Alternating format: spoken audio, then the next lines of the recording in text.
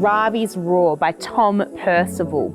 Can you see any other emotions on Ravi's face? Disappointed. Disappointed's a great emotion, isn't it? Ravi was a book we chose to read that was actually initially chosen to be linked with our unit of inquiry, which was all about how we express ourselves. We wanted the kids to understand that we can feel big emotions. Ravi being our angry character that makes us feel angry like a tiger. Ravi had turned into a tiger! The tiger took a huge deep breath and then... We found the kids loved Ravi and they loved the dog Biscuits. The PlayWorld allowed them to be Ravi and to feel that emotion. Why are you so angry, Ravi? Because there's no ice cream left. But then we were able to enter the PlayWorld again and be other characters so they could think about his friends and the feelings that they had when he was being angry. We had 3 different maths concepts that we knew we wanted to cover. So we knew that we wanted division in there, location and transformation, and chance. So it made sense to have a party where Ravi had cupcakes, and we knew that we wanted the kids to work out how many cupcakes he needed. When they were in Ravi's world, they were so engaged and they really wanted to solve it. And the amount of excitement in sharing their ideas was amazing. If I was in imagination world, I was inside it. I couldn't wait until the cupcakes were ready. I just loved the amount of learning you can get from one book, but being in the PlayWorld meant that we really dived into the meaning of the book, and there was literacy elements we could do. Why is Ravi sad, disappointed and annoyed? Because he can't find anybody. It's amazing to see how excited the kids were to be in the world and how achievable it is. In the story, it was hide and seek, but we did tag and said. Who am I? What can my name be? Jimmy. Yeah. Jimmy the Lion. We decided that the playground was a good space because it's so open and it meant the kids could use the playground. We went from there. So we found that when we were setting up the ice cream stall, we tried to keep it in the same location. Strawberry. Thank you. Orange. We didn't want the PlayWorld to be too close to the classroom because we wanted it to feel like it was an additional place that we could go to and visit. And the maths lab we chose because it was in the classroom, but I tried to keep it in a similar space and start it in a similar way. So we knew that this was where the PlayWorld and the maths lab was taking place.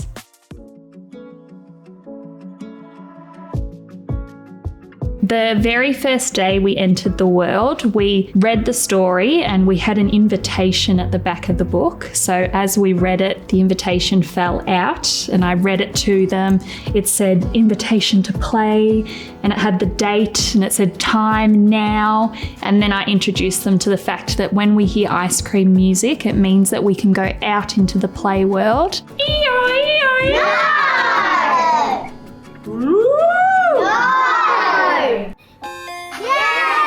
So we chose the ice cream music, we made sure we listened to it, and then they were allowed to run out, get their shoes and meet in the play space. So we came back to that anytime we were going into the playground, play world area. If it was something that we were working in the maths lab and we weren't necessarily going out into the play world, I tried to have a letter in the classroom. So we'd have something that was still bringing us into that world, but we knew that there was a task that needed to be completed in the maths lab together. Follow the path. Let's go! Ravi's too angry, we must go, quick! So we play the music to exit. If I was doing the letter, we wouldn't necessarily have an exit, but we might come back together and share our findings. Normally I would have them complete work in their own books. We would come back and share it and we would make a class decision on what we wanted to give to Ravi. So it might be that, we're giving him information on how many cupcakes are going on the tray, and that was sort of our exit, was having that completed work together.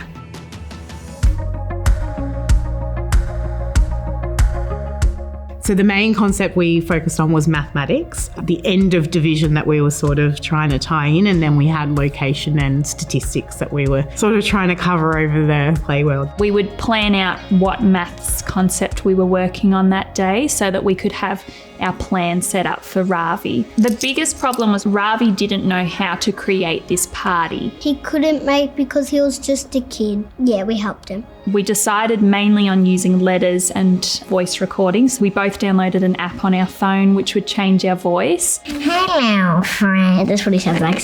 Hello, friends. Hello, friends. Your mission today is to find out how many cupcakes I can cook on each tray.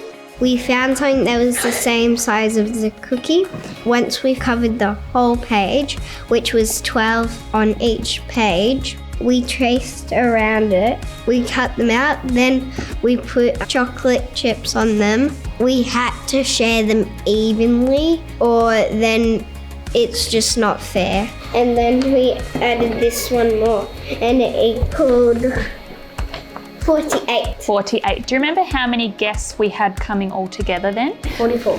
44. How many cupcakes did we have left over? 4. 4. Well done. We knew that guests were coming, so the kids had to work together to create a map. And then that's when I came in as Rebecca, the Google Maps expert, and I spoke to them about how we need to use particular language so that guests can actually arrive somewhere. Turn left. Well done. Go down the stairs. Walk. Well done. Forward. So then we looked into the language of least likely, most likely, impossible, and certain. And then the kids had to choose something to draw that might happen, will happen, or won't happen at Ravi's party. So we made a class chance display. Impossible is no drinks, no donuts, and no cake. So why did we say it was impossible to get a drink at our cupcake party? We don't sell them. It made the maths feel more meaningful to them. I think at every age, kids don't necessarily see why they need to do it. Whereas when they were in the world and they felt like they needed to help a friend, they were really engaged and they wanted to solve it.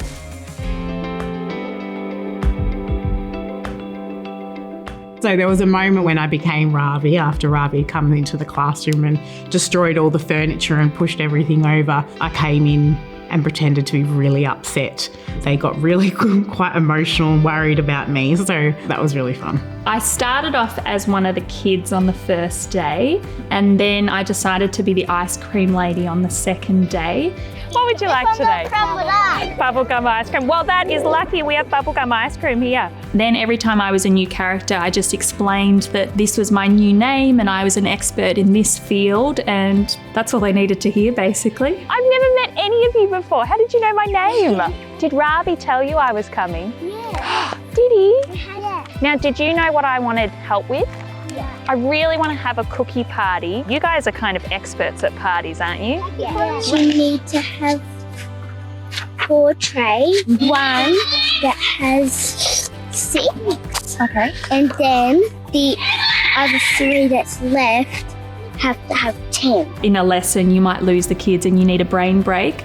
Whereas the moment I was Rebecca, the Google Maps expert, they were so focused, and I even had kids asking Rebecca to go to the toilet. So they kept in character and they asked me how I knew their name. So they were very engaged in the world that I wasn't their teacher anymore. I'm not Miss Cashmore, I'm Ravi. I love being a big kid, and when I tell stories all the time, I always love using character. So getting into character and acting out with the students, I think it's a fun way to teach. It's engaging and the kids just love it. So that's probably why I'd continue to do it, and the authenticity of their learning as well.